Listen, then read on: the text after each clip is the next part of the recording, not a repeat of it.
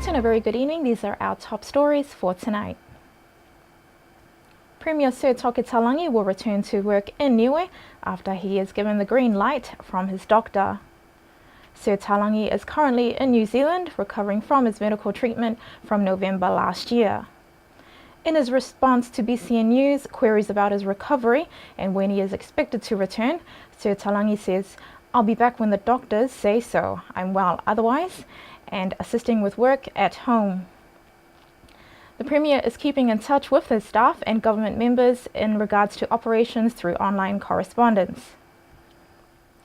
A total of $33 million in aid has been committed by the New Zealand government over a 3-year period. This financial year 2018 to 2019, the New Zealand government is spending $15 million. His Excellency Kirk Yates revealed 74% of that money has already been dispersed, which they're very pleased with. In addition to substantial aid granted for Niue's solar power, His Excellency explained the New Zealand government has and will continue to harness ties with Niue in helping with their core and primary activities. The Sir Robert Rex Wharf has been strengthened, so that's another one. In recent times, the Taonga Niue Museum was completed with New Zealand support.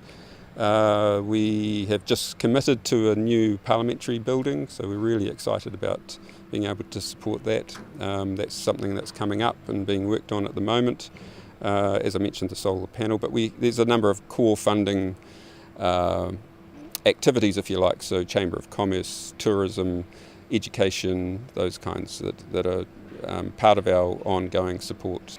Niue's primary school has started the new school year with a newly appointed principal, Mrs. Carol Edwards. Mrs. Edwards' appointment as principal for early childhood education and the Niue Primary School is for 2 years, commencing 28 January 2019. Mrs. Edwards was a Year 3 teacher at Niue Primary School for the past 6 years and head of the Junior Syndicate for the last 2 years. She is one of the senior teachers in primary school and had taught at Koro Primary, Mangere, New Zealand for 4 years before she returned to teach at primary school. I'm glad I've been appointed to the post, but before I say that, I'd just like to first thank our principal, former principal, Mrs. Makavaha, for the work that she's done in regards to taking care of the school in the previous 2 years. In regards to leadership, what we've got in store is where we plan to try and raise our children's achievement in the school, which is basically what we're about, and also to be able to work collaboratively with the community so that we are working with our parents to know where our parents want to take the school and where they want their students learning to go as well. So, in saying that, being the leader of the school, we're also being able to work with our parents and work with our community to see what they want in regards to their children's learning. Prior to a teaching stint in New Zealand, she taught at primary school and was head of the Wangahau Niue department at Niue High School before she took up teaching in New Zealand. We have changes within the school. We've managed to rearrange our junior section so that we have a trained teacher working alongside a teacher aide for each of the year levels from year 1 to year 3. Those changes are so that the teacher who is trained is able to also help our teacher aides to gain more knowledge, and that is also to cater for the shortage which we have of trained personnel to be able to take those year groups at the moment. So that's one of the changes that we have. The teacher does most of the work, the teacher takes the bulk of it.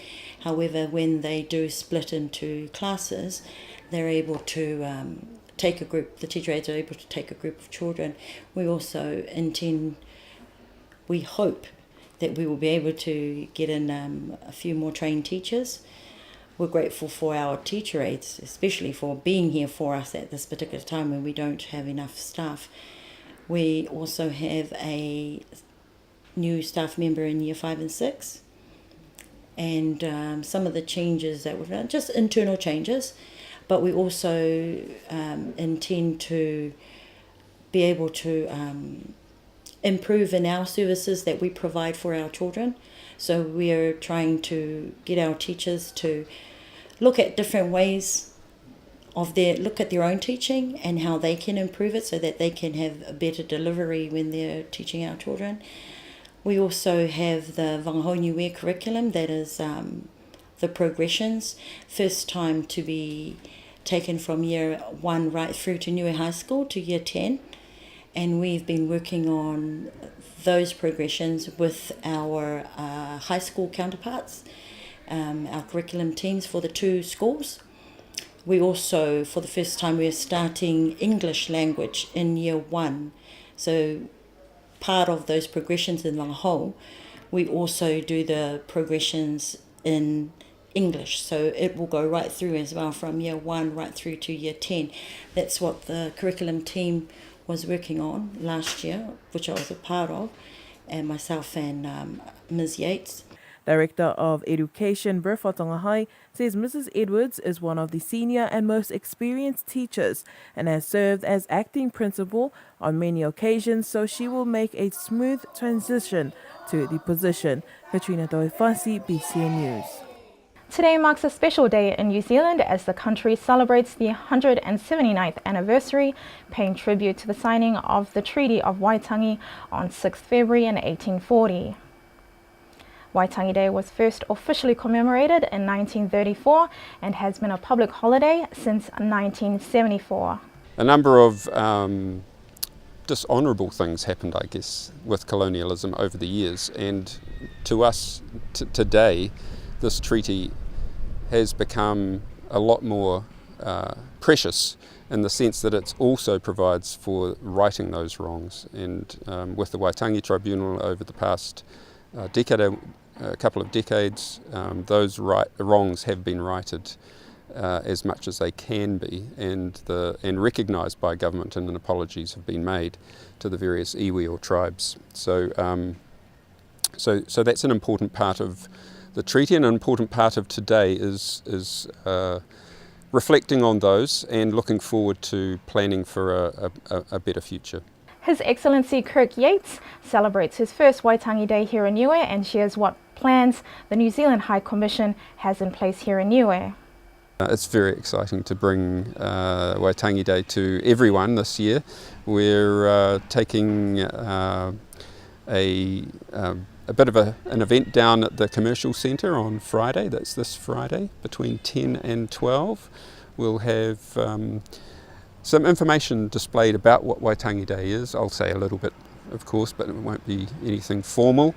And we'll have a quiz, so the information about Waitangi Day that is on the board and a little bit about the New Zealand assistance to Niue will be there. That'll be part of the quiz. There'll be some lovely prizes for people and some giveaways, and of course there'll be a sausage sizzle. His Excellency informed he is certainly looking forward to welcoming the Niue community, the family, friends and just the great company as they come together in fellowship to Waitangi Day this Friday at the Commercial Centre. A newly formed Niue Women's Rugby League team debuted at the International Cabramatta Nines alongside neighbouring Pacific Island teams, Tonga and the Cook Islands. Niue's pool included Aussie Cooks, Tonga, New South Wales and Canberra, where the latter was the successor of the pool with Niue in 4th place. The players of the tournament were awarded to Caroline Tongahai and Mary Mackay. Sydney-based player Jasmine Follot said a lot of the girls were pumped, all coming together and giving 100%, hoping to come out with a good result. She explained Niue has yet to establish a platform for female players because of funding restraints. Jasmine Follot says the door is always open for other girls to join. The team is extremely excited at the prospect and future events.